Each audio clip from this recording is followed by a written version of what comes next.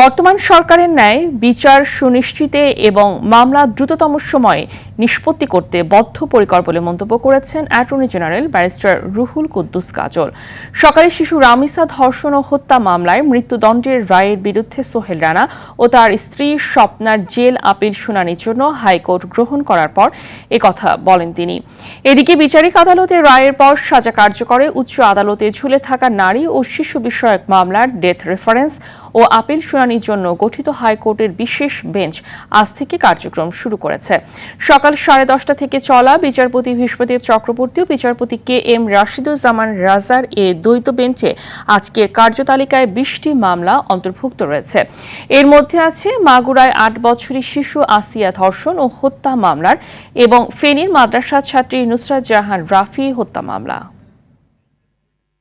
এবং আমি আদালতকেও বিনয়ের সঙ্গে বলেছি যে রামিসা হত্যা মামলার পেপার বুক তৈরি করে মৃত্যুদণ্ড রেফারেন্স শুনানির যে প্রস্তুতি সেটি সম্পন্ন দ্রুততর হবে যদি আজকের মধ্যেই আপনারা এই আদেশটি যদি স্বাক্ষর করে যদি সংশ্লিষ্ট সেকশনে পাঠিয়ে দেন। রামিসা হত্যা মামলার মৃত্যুদণ্ড রেফারেন্স শুনানির জন্য প্রস্তুতির কাজটা অনেক দূর এগিয়ে যাবে, পেপার বুক তৈরি হয়ে যাবে। বর্তমান রাষ্ট্রের পক্ষে দায়িত্ব পালনকারী সরকারও সুবিচার সুনিশ্চিত করতে চাই, প্রকৃত অপরাধীর বিচার করতে চাই।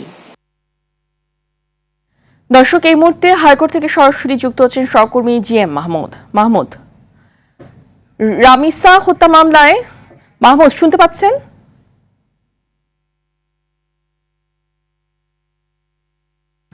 মাহমুদ, রামিসা হত্যা মামলায় হাইকোর্টে স্বপ্না এবং সোহেলের আপিল গ্রহণের সবশেষ কি অবস্থা আমাদের জানান।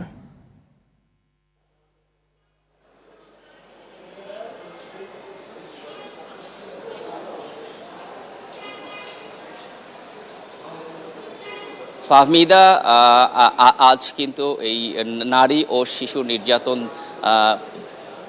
দমনের জন্য যে বিশেষ বেঞ্চ গঠন করে দিয়েছেন প্রধান বিচারপতি, এই বেঞ্চের কার্যক্রম কিন্তু আজ সকাল 10:30 থেকে শুরু হয়েছে, এখনও চলমান রয়েছে। যদিও 1টা থেকে একটি ব্রেকে গিয়েছে, 2টা থেকে কিন্তু আবার এই বেঞ্চে কিন্তু এই মামলাগুলো শুনবে। আজ কিন্তু কার্যতালিকায় 20টি মামলা রয়েছে। এই 20টি মামলার প্রথম যে মামলাটি, এই মামলায় কিন্তু সকাল থেকে শুনানি হচ্ছে, কিছুটা বাকি রয়েছে। আমরা যতটুকু জেনেছি যে এই বিরতির পরে আবার শুরু হয়ে কিন্তু এই মামলাটি শুনবে, এমন তথ্য রয়েছে। এবং আজকের কার্যতালিকার 20 নম্বরে রয়েছে মাগুরার আলোচিত শিশু আসিয়া ধর্ষণ ও হত্যা মামলাটি। আজকের কার্যতালিকায় যেহেতু মামলাটি রয়েছে, তো এটি শেষ পর্যন্ত আজকে শুনানি হয় কিনা এটা হয়তো পরবর্তীতে আমরা জানাতে পারবো। একই সাথে জানিয়ে রাখি যে আলোচিত শিশু রামিসা ধর্ষণ ও হত্যা মামলার যে 2 আসামি তারা কিন্তু জেল আপিল করেছেন।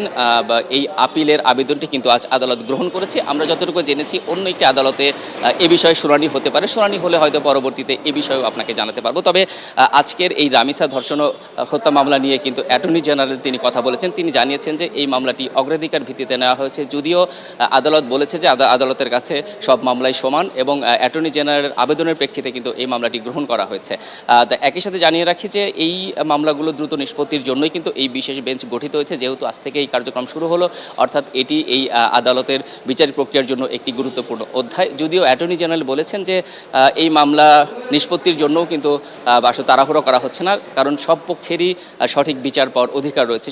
সেই প্রেক্ষাপটে কিন্তু এটি যথাযথভাবে কিন্তু শুনানি হচ্ছে। তো আমরা হয়তো পরবর্তী সংবাদে এ বিষয়ে আরও বিস্তারিত তথ্য আপনাকে জানাতে পারবো। তো ফাহমিদা, এই ছিল আমার কাছে সবচেয়ে তথ্য। ধন্যবাদ আপনাকে।